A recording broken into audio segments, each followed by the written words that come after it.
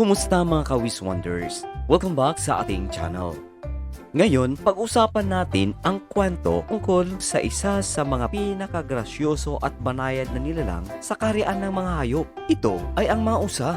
Ang usa o deer sa Ingles ay isang uri ng hayop na kilala sa kanilang payat at eleganteng katawan, mahabang magbinti at malalaking mata.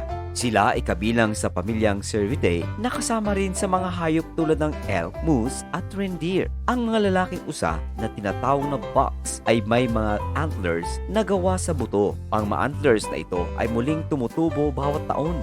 Samantala, ang mga babaeng usa o does ay karaniwang walang antlers. Ang kanilang katawan ay dinisenyo para sa mabilis na pagtakbo at pagtalon na tumutulong sa kanila na makatakas mula sa kanilang mga predator.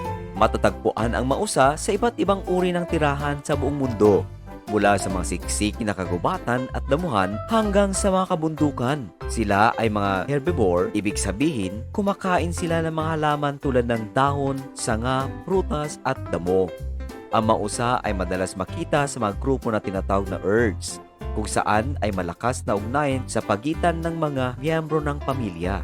Ang mga ina o does ay lubhang mapag-alaga at protektado sa kanilang mga anak o fawns. Ang mga usa ay kilala sa kanilang bilis, tumalon ng mataas na ginagamit nila upang takasan ang mga predator. Sila rin ay may mahusay na pandinig at pang-amoy na tumutulong sa kanila upang mapagbantay sa mapanganib. Sa kabila ng kanilang kagandahan, ang mga usa ay nahaharap sa mga banta tulad ng pagkawala ng tirahan at pangangaso. Mahalaga ang mga pagsisikap na konserbasyon upang maprotektahan ang mga usa at ang kanilang likas na tira sa kabuuan. Ang mga usa ay mga kahangahangang nilalang na may mahalagang papel sa ekosistema. Ang kanilang kagandahan at ugali ay nagbibigay inspirasyon sa maraming tao sa buong mundo. Salamat sa panunood! Huwag kalimutang mag-subscribe para sa mga marami pang kahangahangang kwento mula sa Wiz Wonders. Maraming salamat!